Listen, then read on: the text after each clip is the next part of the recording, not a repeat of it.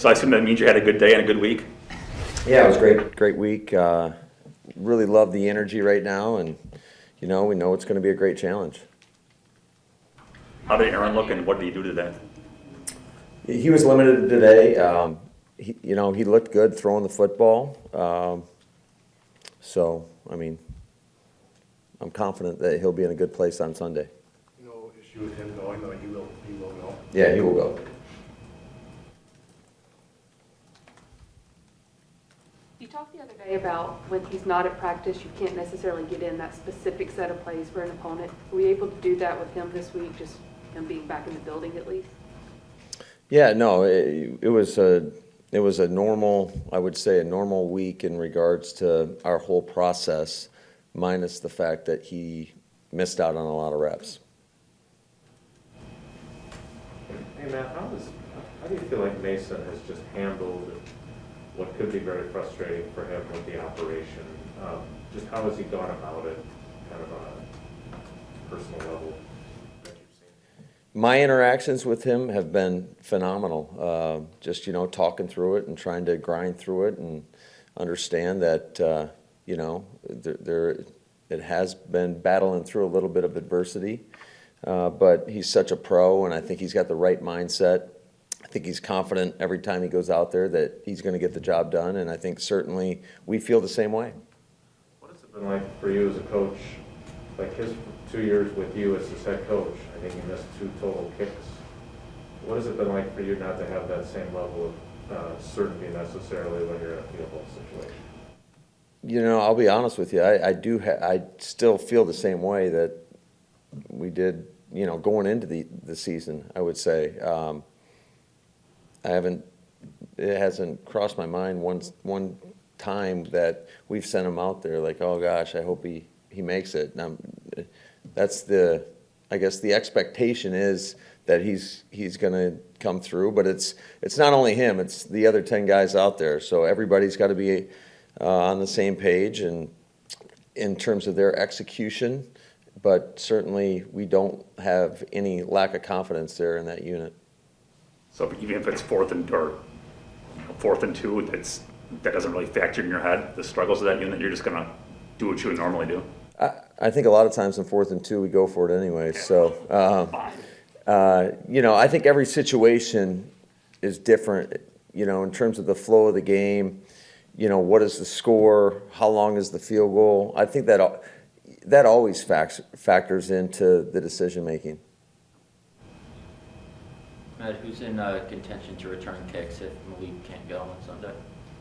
You want us to tell you who the returner is going to be? You could list 7 names. I guess. No, we got a couple guys. We got a good plan, and we'll show you on Sunday. Matt, I understand you root for all your guys the same, like your kids. But when you look at what Patrick Taylor went through to get to the point that he got to last Sunday, and now the role that he potentially has, as a coach, you obviously care about your guys. What do you feel about what he's been through and where he is now? Yeah, any time there's stories of people overcoming adversity or working through whatever it is they may have to work through and can get to that point, you can't help but feel good for that person. Certainly he's gone through a lot, and it's been a long journey, but I'm really excited about his opportunity come Sunday versus the Vikings. I know the drawbacks of Aaron not being able to practice as much as you'd like him. How much have you seen from Jordan? Obviously you hope you don't have to have him start another game, and Aaron's fine all season, but what kind of growth have you seen from him in the last month? Yeah, I think it's every day with Jordan. Just the more experience, there's nothing more valuable than getting out there and getting the real live reps. And certainly practice reps are different than game reps, but I think every opportunity presents an opportunity to grow. And I think that's what we've seen from not only just the mechanics of that position, but I would say the most growth that's transpired, especially over this last month, is just mentally owning some of the protections. Obviously, he's seen a lot of stuff come at him in that Kansas City game. So I think it was it was unfortunate. You have to learn sometimes from taking your lumps, but I do think it was a pretty good moment of growth for him in that regard. Matt, how can you work on offensive communication and cohesion when Rodgers hasn't taken snaps at practice for so long?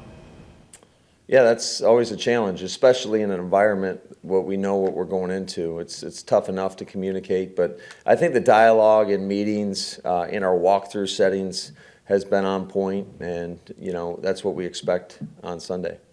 Given the importance of these division games and because you play them twice a year every year, how's the preparation different? Maybe not so much this week, or maybe it is, but whether it's February or June or whenever you do that kind of stuff.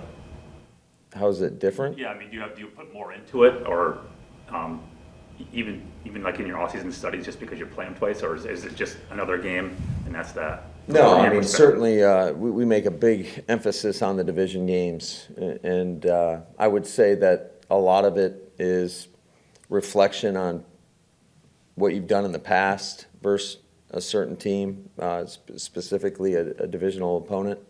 But, I mean, there's only so many hours in each week that you can prepare. So, yeah, I would say that a lot of stuff goes into when you're in the off season, when you're doing self-scout, when you're watching clips, whatever it may be. There's a lot of discussion that comes up in terms of, maybe things that you really like or you got to do differently. But it goes, for them too.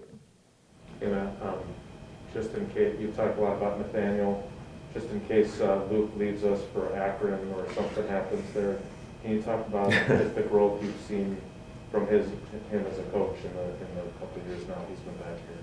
Yeah, Luke does an outstanding job. He'd be both those guys, well, really everybody on the staff. You never want to see anybody go, especially guys that are, they're so committed.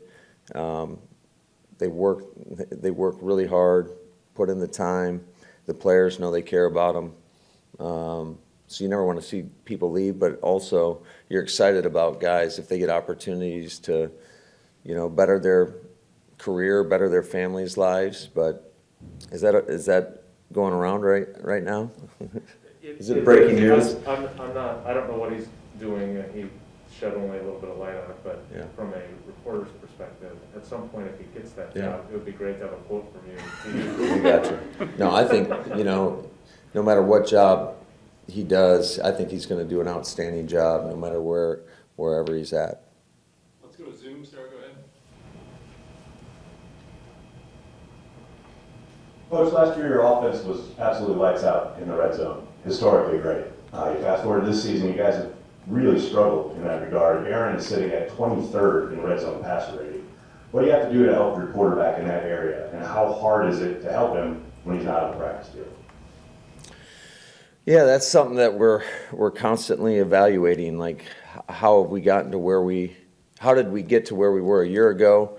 Understanding that each season has its own set of challenges, and where we are right now. That is something that we're continuing to look at on a daily basis. There's a lot of thought that goes into the game planning process in terms of what are we asking our guys to do, how can we put them in a better position, how can we anticipate some of the things that we might see defensively to dial up the best plays in order to have success. And certainly I haven't done a good enough job of that up to date, and hopefully, we get some more opportunities this weekend and we can help rectify some of that.